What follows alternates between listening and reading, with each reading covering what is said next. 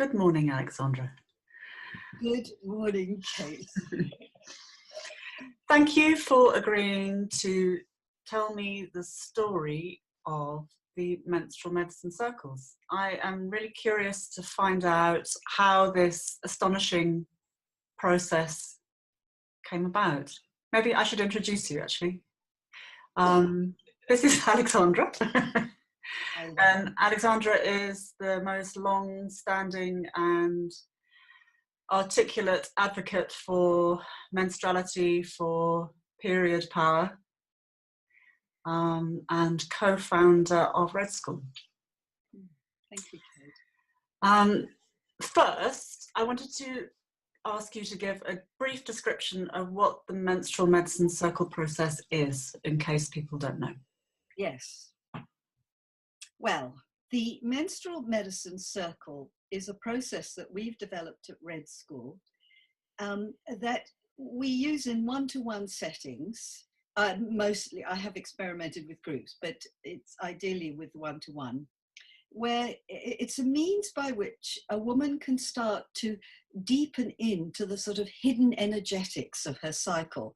So the image I have at the moment, which I'm rather enjoying to describe it, is that, we have our lived experience of the cycle with its, some bits we kind of groove with, other bits we're not so cool with, and, maybe there's pain or suffering in some parts of the cycle and so on. So we have our lived experience of it. And the menstrual medicine circle process is a way of looking behind the curtain, if you like, into the inner workings of what's going on, the sort of hidden energetics, the imaginal realm. And the purpose of that, if you like, is to help a woman to deepen into her experience of her cycle, because after all, we're not supported in our culture to live our cycles in the way that we would love to. So we're always kind of coping with our cycles whilst coping with the world.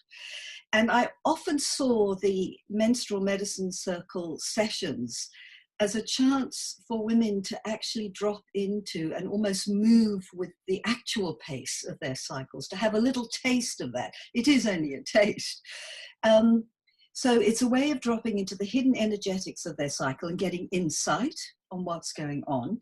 And it's about also receiving the medicine, which is why we call it the medicine circle, to receive something of the magic, if you like, the medicine of the cycle that we can't ordinarily touch. And it also helps us with restoring what I call the flow of the cycle, because really we suffer with the cycle because the flow isn't flowing. The ecology is all a bit screwed up for us because we're not supported.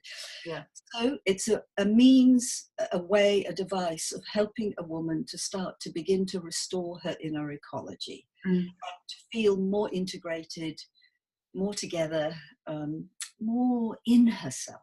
And I noticed that as the more often that the more often that my clients experience this inner ecology, this inner order, the more confident I feel about asserting it in the outside world. I mean, it has all sorts of other benefits, but even that small taste of having our own pace can have a really profound effect.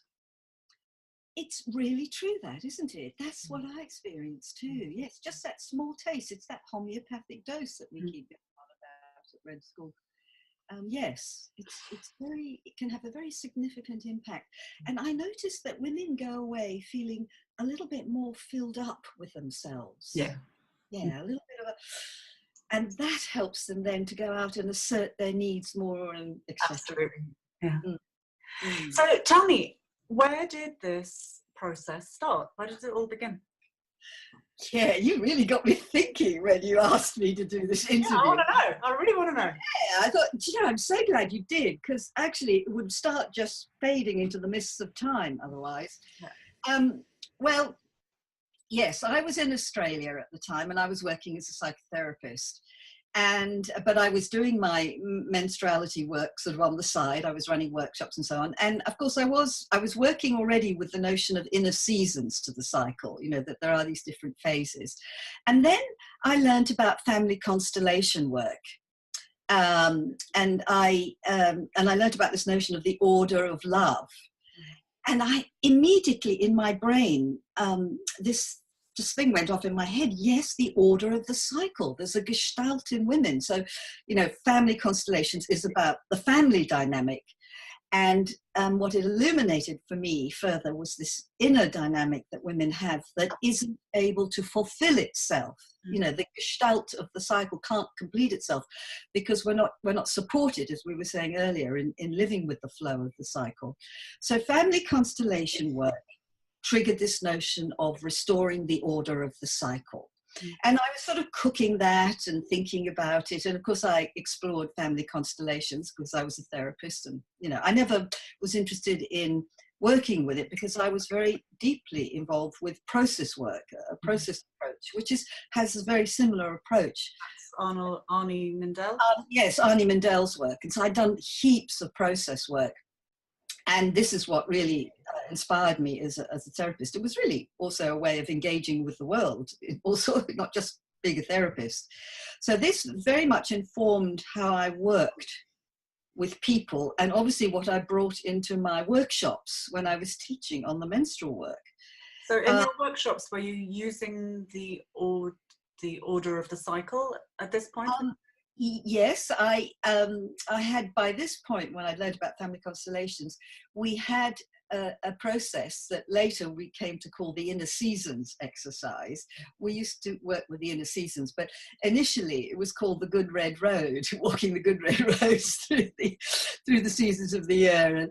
And actually I had this lovely colleague, friend that worked with me, gorgeous Amy Scully. I should celebrate Amy Scully, an Australian woman who worked with me on many workshops. She came up with the idea of doing, an exercise of working with the seasons, and we did it artistically, creatively initially, and then it was always a visualization. That was always a visualization, and then we worked with with art and things as well. So that was happening, and then the constellation work came along, and that just got my creative juices going.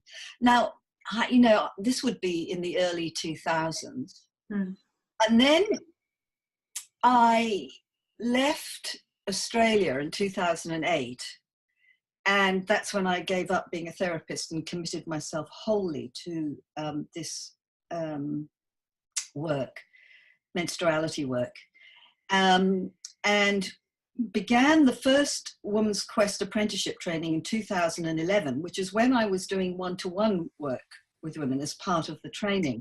Now, the Menstrual Medicine Circle process, MMC we'll call it, easy process, hadn't landed at that point. But I was coaching women, and in my mind when I was coaching, it was all about how to help them to get the flow happening, to restore the order. But it was done really through conversation. I was sort of drawing on my process work skills and my therapeutic skills to do it. And then I can remember the moment really clearly. I was in the house I'm in now, and I would say it's probably about 2012, 2013. I was getting out of the shower, and man, the shower is the best place for ideas. Yeah. I'm stuck, have a shower, or walk the dog. But the shower is particularly powerful for me. And I'd obviously got into some kind of reverie. And it was as I was stepping out of the shower, it was out of the bath, I suddenly, it's almost like I had a vision in front of me, except it wasn't quite that literal, but I'm going, oh wow, oh yes, oh wow. And it's basically, I had a kind of download of the MMC, and it's actually a very simple process in design and setup, as you know, and it's the facilitating of it that is the art. So just to be clear, the whole thing landed on your bath mat. Yes, it kind of landed. Wow. Landed on my bath mat. And then, of course, I immediately spoke with Shani. And then that is the crucial thing. Everything we do at Red School is collaborative. It's this, we start talking together, we have an idea, and then it sort of forms more. So I obviously had the rough something or other, and then I was talking with Shani, and it just clarified and firmed, and then it's so obvious now. it's, I mean, often, you know, those powerful things they look obvious, but of course, anyway, yes, it's obvious now that I look at it. But yes, it literally sort of landed in that moment. And then I began experimenting with it, um, using this. And in the act of doing these sessions with women, it sort of, again, took on more form. It landed, we began to understand, because Shani was using it as well, the sort of nuancing of it. And it's more than that. It is the nuancing of it, but also what it's actually doing. It's like we got, you know, you get the kind of complete something, and then you have to sort of work out what all that complete something is about. You know, you have to kind of grow into it. It's almost like I had to grow into the parameters of it. And actually, in many ways, that doesn't stop. Every time I do a session, I feel something more about it. Because it's all about the engagement with the woman, Kate, that something happens. So I would have to say the evolution of it has come through working with women. Yeah. Even that idea of, oh, wow, I was in a session working with a woman, and I remember thinking, oh, yes, this is probably the one place where a woman can actually move, that can move at the actual pace of her cycle. Just for a moment, it's brief. That's where I got that revelation, actually just through working with someone. And do you use it yourself? I mean, do you receive cycles from Shani? I do.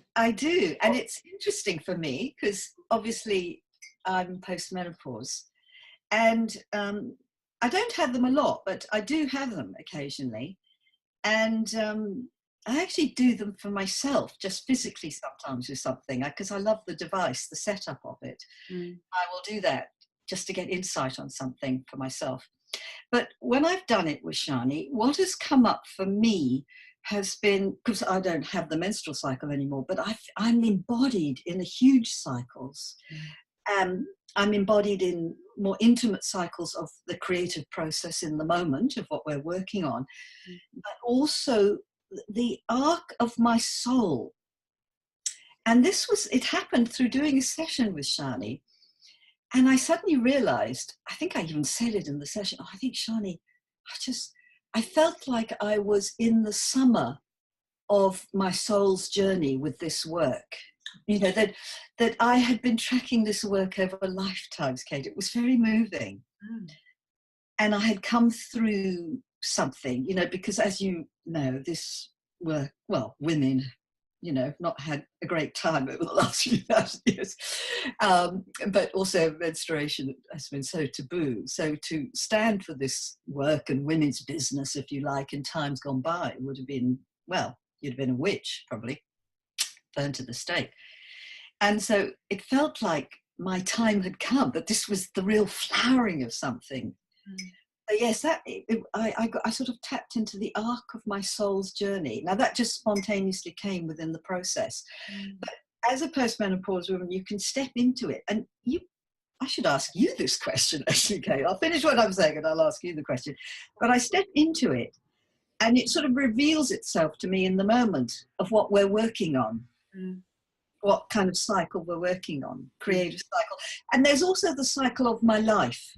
Yes. And that's very clear when I work with it sometimes, and the life stage I'm working at, and what difficulties I might be having, and what kind of developmental stages haven't been sufficiently cared for. Yes, it's very interesting work. Yeah, absolutely. Because those 4 phases are the developmental stages as well as the sort of inner seasons of the cycle. I might ask you. Okay. Hit me. Because you you're traversing menopause still, and you experience this process. How do you experience it in the context of menopause and kind of nudging your way out of it? I spend most of my time in circles. I spend most of my time in winter exploring the chambers, and most particularly investigating the boundaries, edges between the different chambers. Oh, fascinating. So you really... And how I get stuck or not And feeling the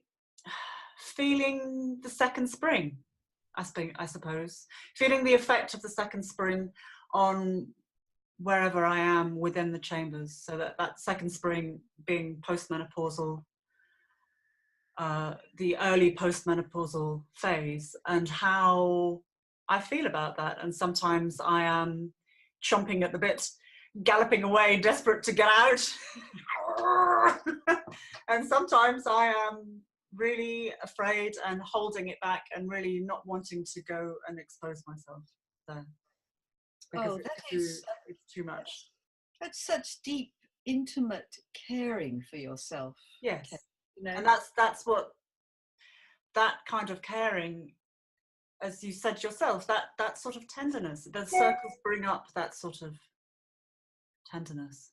They do. And what it brings for me, when I listen to you now, I think of you are, because you're at the beginning of your postmenopause life, you are setting yourself up so well by caring for the subtleties of that transition and allowing your soul to really integrate and complete and travel through and initiate something.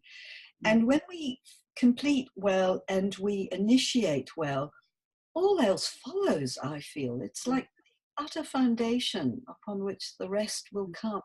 I feel I have to be very careful right now what I get into, and careful with intent, to hold clear intention as well. Beautiful.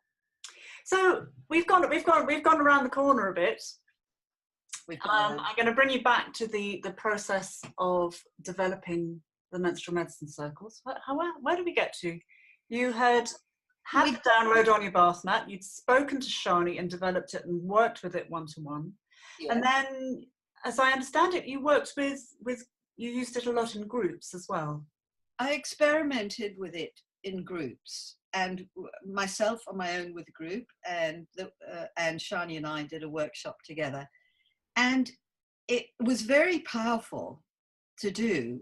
And I did it a little bit like how family constellation work works, you know, with people playing your season roles and experimenting like that. And I drew on all my process work skills to facilitate it, because I'm not trained in family constellation and I do not pretend to be an expert in that whatsoever, but I am an expert in menstruality. And it was very powerful, and it really demanded a lot of me. And we kept experimenting with different ways of doing it, and I never really felt as though I landed a simple kind of template for doing it, and particularly that I could teach to someone else. So it really demanded all my therapeutic background, all my process work skills. And so it's not something I can teach to people. It's something I would consider doing with groups. And I always fantasized it would be a wonderful thing for women to be able to hold these circles in community and do group MMCs. But that hasn't landed yet, and it may still. But I do find the one-to-one work very nourishing to do. I come away feeling nourished myself. And it's easeful. And of course, we are learning now to teach it to others so that they can facilitate it. And we wanted to develop a process that women could do even if they weren't trained therapists, but were expert in menstruality, that they had really studied menstruality, studied their own process. And the mentors were supporting you with that, weren't they? Yes, they were. So we are still in, I was going to say we're still in a developmental stage, but I think it's always developmental, just because life is developmental, things evolve. But it does feel like now that we've come to a kind of a clearing, you know, in the journey.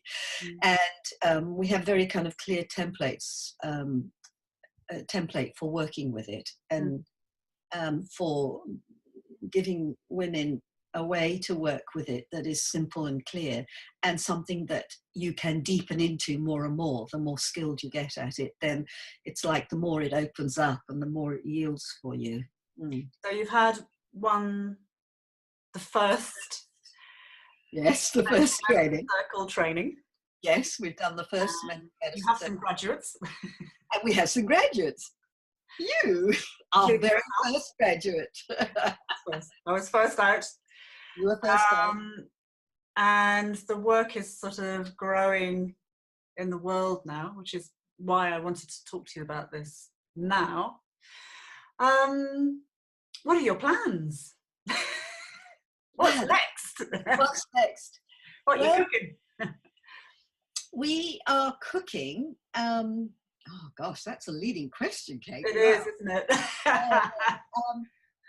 I think I can speak in very general terms about what the essence of Red School is about. We're really, our expertise is really the depth of this work, really coaching women and, well, training women. That word training never quite hits it for me, but you know what I mean? It's a word that we all understand. But sort of train the trainers. We want to really focus on doing very deep work with women to really grow them. So we've got our apprenticeship training, as you know, and we are planning to put that online as well. We'll always keep the in-person, but we want to develop an online one too for people around the world to come to. And as this work it's very much about the initiatory process and grounding people in the creative process, and so on the whole arc of that journey we want to be able to unpack with women. And as part of that, the menstrual medicine circle process is a very powerful tool for helping women to deepen into their menstruality, those that are training with us. We're not training them in the menstrual medicine circle process when we do the leadership training, but the MMC process would be a part of that to help women into something, because it does take women over the line of something in the way that just conversation and exercises, that we do in workshops, they're all great, and they create the first layer of the work.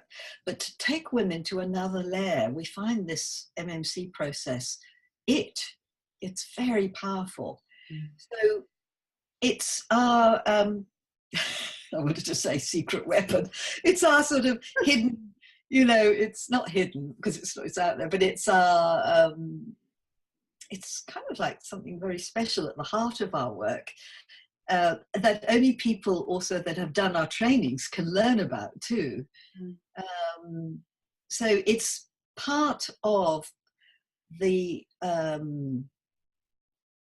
was going to say curriculum, but the other word I was going to say was pantheon.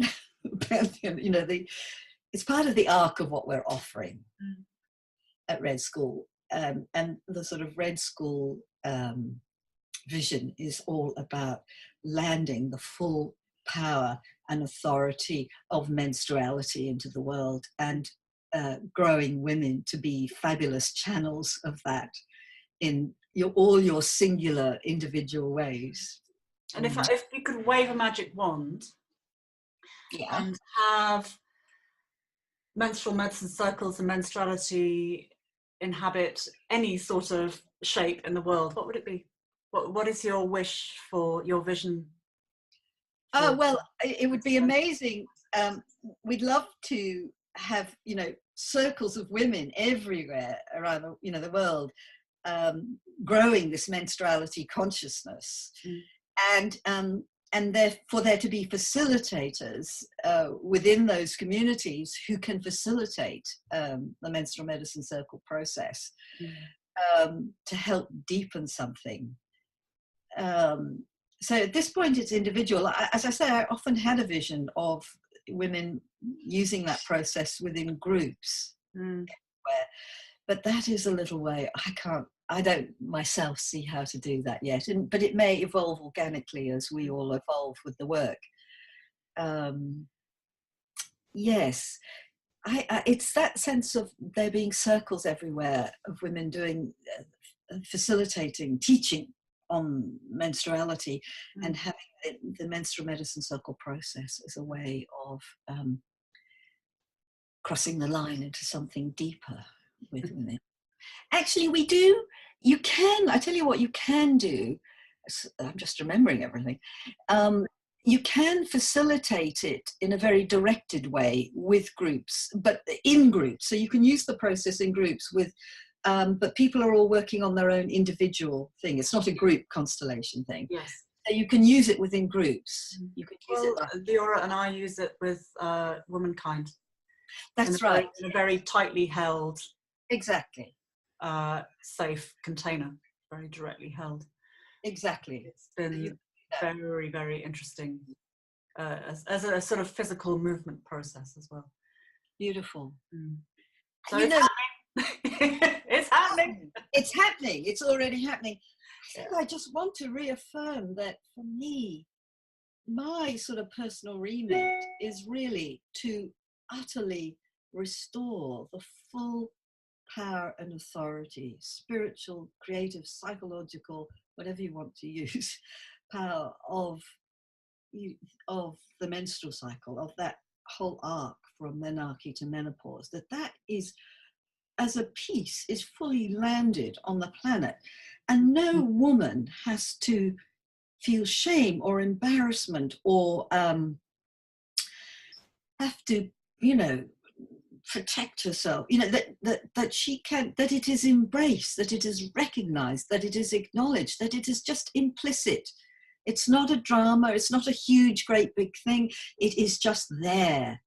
It is powerful. It is a big thing, actually, but it's not, we don't have to have flashing lights around it. It is that it is landed, and each woman is moving within a field of affirmation. That's my personal remit, Kate. Thank you. Thank you, Alexandra. Hopefully we'll speak again on this topic in 10 years' time and have the next chapter down. Thank you very much. Thank you so much, Kate. It's just such a joy and pleasure talking with you. I love talking about this. Thank you. Thank you.